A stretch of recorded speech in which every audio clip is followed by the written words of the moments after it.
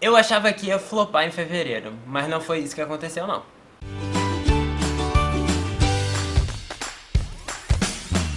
Oi gente, aqui é o Lucas, sejam bem-vindos a mais um vídeo aqui do canal. Nesse vídeo a gente vai conversar sobre as minhas leituras de fevereiro. Eu achei que ia flopar esse mês, né, geralmente é o mês mais curto e carnaval sempre atrapalha as leituras. É o feriado perfeito pra gente ler, mas a gente nunca lê, eu pelo menos. Mas deu certo, eu acabei lendo 5 livros, que foi a mesma quantidade de janeiro. Teve um mangá também, mas a gente tá contabilizando aí junto. O Iago fez o vídeo de leituras dele de janeiro sentado e eu gostei. E agora eu estou me sentindo o próprio William Bonner anunciando o Jornal Nacional aqui. A maioria dessas leituras eu já conversei com vocês, porque a gente fez bastante vlog nesse mês, mas eu vou dar a minha opiniãozinha mais formal sobre esses livros. Menos um, porque vai ter vídeo aqui no canal, então eu vou manter o suspense, né, porque a gente tem que fazer isso. Então se você for novo e gostar desse vídeo, curta ele e se inscreve no canal para não perder os próximos, porque vai ter muita coisa vindo por aí, e se você se interessar por qualquer um desses livros, os links estão na descrição, tá bom? Vamos lá que tá calor, tá calor, tá calor. O primeiro livro que eu terminei esse mês foi O Guia do Cavaleiro para o Vício e a Virtude, da Mackenzie Lee, traduzido pela Mariana Conert. Eu comentei sobre esse livro com vocês num vlog, eu não me lembro qual, mas ele vai estar aqui em cima para vocês assistirem. Eu cheguei a falar que eu comecei o mês muito bem lendo esse livro aqui, porque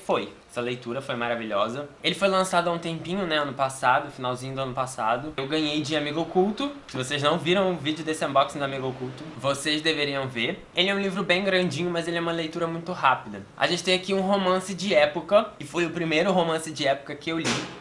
Chutei a mesa. Nosso personagem principal é o Henry, ele é filho de um barão inglês e ele vai partir no tour dele pela Europa junto da irmã e do amigo barra criado barra crush. E o Henry é uma pessoa muito atirada, ele gosta de um monte de gente, ele se interessa por um monte de gente. Vale ressaltar que ele é bissexual e ele vai se meter em alguma enrascada logo aí no início do livro, que é o que vai mover a história principal, né? Mas basicamente a gente vai ter esse romance. Na verdade não tem nem esse romance, porque foi o que eu falei no vlog, que eu me surpreendi, que não é um livro de romance de época, é um livro de aventura que tem romance e que é uma época, né? A gente não vai ter aqui uma história de romance que o enredo principal é o casal se apaixonando e tendo algum empecilho pra eles ficarem juntos. Não, a gente vai ter uma história de aventura, vamos ter batalhas, vamos ter perseguições e enquanto isso acontece a gente vai ter um romance. E isso faz com que a leitura seja bem mais rápida. Pelo menos pra mim, que não sou uma pessoa que gosta muito de ler romance. Então foi muito bom, eu super recomendo e nunca um blurb fez tão sentido na sua vida. Aqui ó, o romance histórico gay que você não sabia que estava faltando em sua vida. Na verdade eu sabia que estava faltando na minha vida e eu só não tinha essa opção, né? Agora eu tenho e super recomendo pra vocês.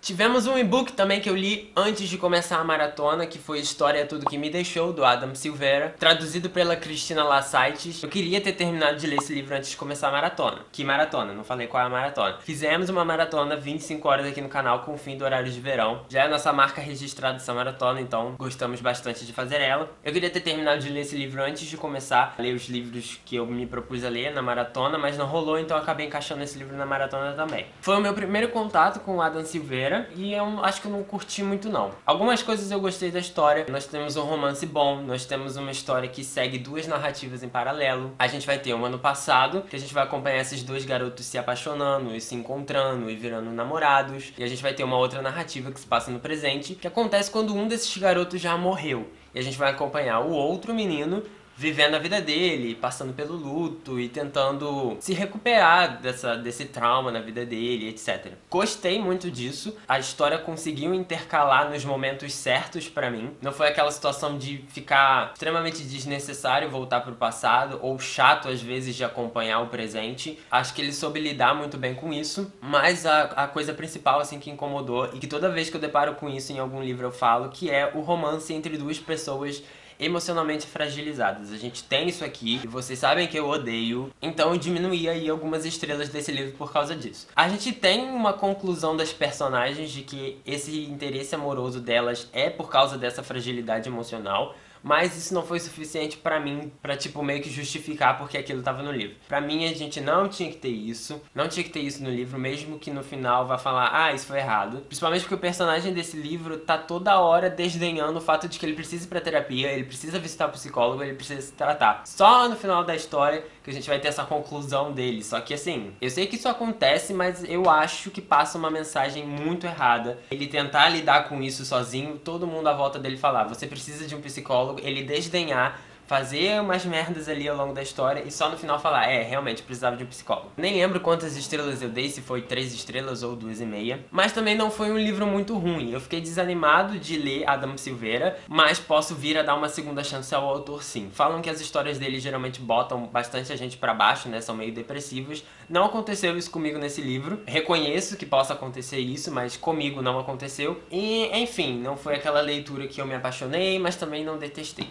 Li o mangazinho, Noragami volume 6, ó, capa, contra capa, não, essa é a capa. Já falo de Noragami aqui no canal há muito tempo e, enfim, é o volume 6. E esse aqui eu tenho mais coisa pra falar. Porque eu assisti o anime primeiro antes de ler esse mangá. E eu acho que nesse volume aqui a gente tem os 2 últimos episódios da primeira temporada do anime. E eu achei o final no anime bem mais empolgante do que esse aqui. Eu só vou ter essa certeza quando eu ler o volume 7, pra saber se vai realmente começar um outro arco da história, né? Se realmente terminou aqui um enredo e vai começar o próximo, ou se vai continuar. Mas eu tenho quase certeza que o anime acabou nesse volume 6. E eu achei o anime mais empolgante do que esse mangá aqui. Foi bom, que eu gosto muito de Noragami, não tem como ser ruim, mas não foi aquela leitura super empolgante. O final do anime eu lembro que eu acabei, meu Deus do céu. E não foi o que aconteceu com esse aqui. Mas eu recomendo muito esse mangá e eu vou falar dele sempre aqui no canal. Lide com isso. Agora os outros 2 livros são leituras da minha maratona. Tomar aguinha.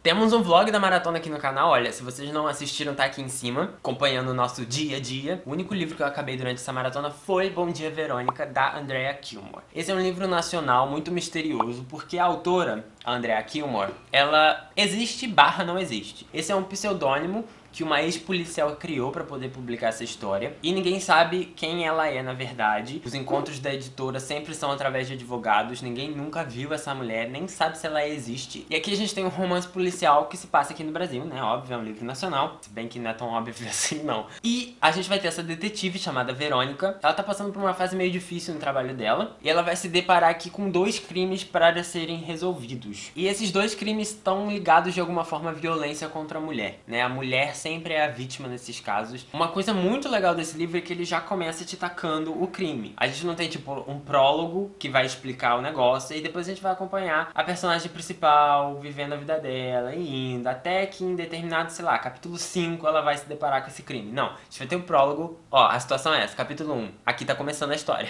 Então é um livro muito rápido de ler. E justamente porque ele tem esses 2 crimes, dá a sensação de que você tá lendo muito em pouco tempo. E isso é muito bom. A escrita da Andrea é muito boa. Eu não gostei de uma coisinha só que me incomodou. Eu não sei se é spoiler, mas enfim, eu vou falar. A relação desse livro com traição. Todo mundo se trai nesse livro. Todo mundo pega todo mundo é casado e pega todo mundo. E não é porque eles têm um relacionamento aberto. Isso me incomodou, porque traz aquela sensação de romance adulto. Relações adultas são assim mesmo. Todo mundo se trai, ninguém tá nem aí pra isso. Vida que segue. E não é realmente assim que as coisas deveriam funcionar, pelo menos, né? Então existe uma normatização da traição nesse livro que ficou cansativo pra mim no final. Provavelmente se você é uma pessoa que não liga pra isso, você vai adorar, vai ser 5 estrelas. Pra mim não foi 5 estrelas por causa disso. Gente, esse livro é muito bom, não tem nem o que falar, né? A edição é da Dark Side, vocês já sabem, capa dura, bonitinha. O final não é previsível, mas eu já imaginava que isso fosse acontecer. Mas enfim, recomendadíssimo. Bom Dia Verônica pra vocês. E o último livro que eu terminei de ler esse mês é um livro que vocês estão me pedindo muito pra ler, que é Os Quase Completos, do Felipe Barbosa. Esse livro aqui é nacional, eu comprei ele na Bienal do ano passado, lá em São Paulo. E lembra que eu falei lá no início do vídeo que um livro eu não ia comentar muito porque ia ter vídeo aqui no canal só dele? É esse aqui. O que eu vou adiantar pra vocês é que nós temos uma história aqui que tem 3 segmentos bastante distintos que vão se conectando de alguma forma, mas o mais interessante, e que eu acho que muita gente não sabe, é que é uma história de realismo mágico. Isso quer dizer que a gente vai ter aqui uma pitada de fantasia no nosso mundo real, que não tem muita explicação, mas que ela acontece e você precisa aceitar. Eu achava que era um livro contemporâneo normal, mas quando eu vi que tava tendo esses elementos fantasiosos, eu fui gostando ainda mais da história e eu me surpreendi que ao todo eu realmente gostei desse livro. Quem gosta de drama, romance policial e fantasia vai gostar desse livro, tenho quase certeza. Só resta vocês aguardar o meu vídeo, que vai sair bem em breve, eu espero. Então certifique-se de que você é inscrito neste canal e ativou os sininhos para receber as notificações. Olha aqui que estou suando, faça isso por mim. Enfim, esse foi o mês de fevereiro. Estamos aqui quase acabando março, vindo falar sobre fevereiro. Achei promissor. Esse mês de março, já adianto, as minhas leituras não estão boas. Minhas aulas vão começar. tem monografia pra fazer, então eu não sei como vai ser o meu mês de leituras. Mas, de qualquer forma, talvez em abril aí a gente tenha surpresinha, talvez a gente tenha. E, enfim, fique aí com a gente, curta esse vídeo, comenta aí embaixo suas leituras de fevereiro, o que você gostou de ler, qual a sua opinião sobre esses livros que eu falei aqui nesse vídeo. E a gente se vê no próximo vídeo, tá bom, gente? Até mais, tchau!